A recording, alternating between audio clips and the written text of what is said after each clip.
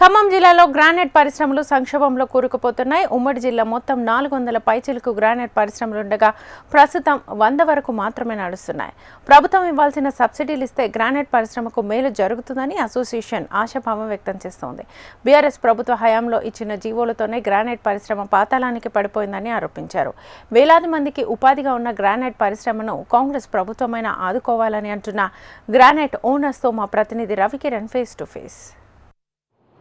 ఖమ్మం జిల్లా గ్రానైట్కి పుట్టినీళ్ళుగా ఉండేది, కానీ ప్రస్తుతం గ్రానైట్ పరిశ్రమ సంక్షోభ దిశగా ముందుకు అడుగుపడుతుంది. ముఖ్యంగా రాయల్టీ భారం ప్రభుత్వం పెంచడంతో గ్రానైట్ పరిశ్రమను ఎటువంటి సపోర్టు కూడా అందకపోవడంతో రోజు రోజుకి మూతపడిపోతున్నాయి గ్రానైట్ పరిశ్రమలు. ప్రస్తుతం మనతో పాటు చాలామంది గ్రానైట్కి సంబంధించిన యాజమానులు ఉన్నారు, వాళ్ళతో మాట్లాడు. సార్, ఎట్లుంది ఇప్పుడు పరిస్థితి గ్రానైట్కి సంబంధించి?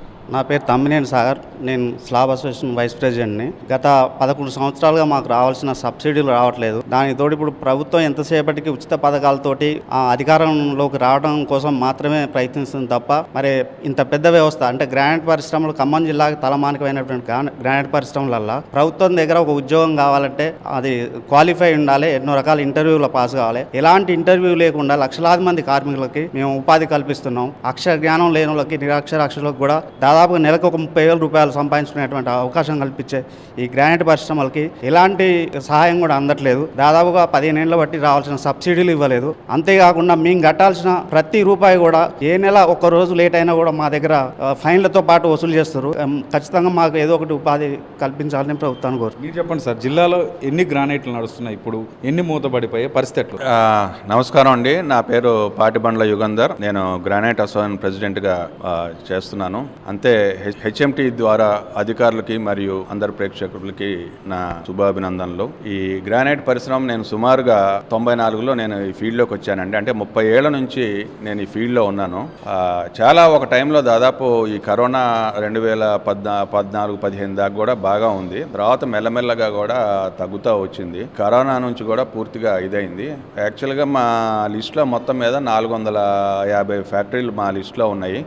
దాంట్లో ఇప్పుడు ఒక 2 షిఫ్ట్లు నడిచే ఫ్యాక్టరీలో ఒక 100 ఫ్యాక్టరీలు మాత్రమే ఉన్నాయి. మిగతా అన్ని కూడా నడవకుండా మూతపడే స్థితిలో ఉన్నాయి. దీనికి ప్రధాన కారణం ఏంటంటే మార్కెట్ రాను రాను కూడా తగ్గిపోవటం.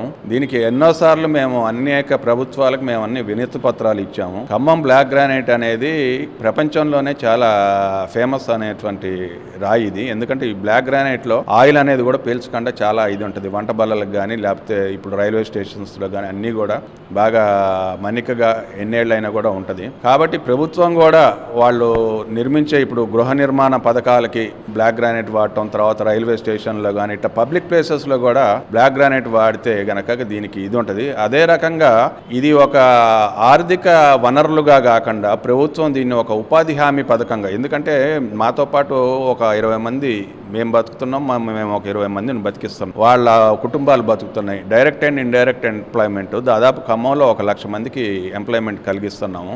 కాబట్టి దీన్ని ఒక ఆదాయ మార్గంగా కాకుండా ఒక ఉపాధి మార్గంగా చూసి ప్రభుత్వం ఇంకోటి ఏంటంటే మాకు క్వారీలు కూడా లీజులు గతం గారు మైన్స్ మినిస్టర్ ఉన్నప్పుడు మాకు టెంపరీ పర్మిట్స్ అని 3 నెలలు ఫస్ట్ ఇచ్చేవాళ్ళు. ఆ 3 నెలల్లో రాయి వచ్చిందో రాంది బట్టి దాన్ని బట్టి మళ్ళీ ప్రాస్పెక్టింగ్ లీజ్ అని పిఎల్ అని 2 ఏళ్ళకి ఇచ్చేవాళ్ళు.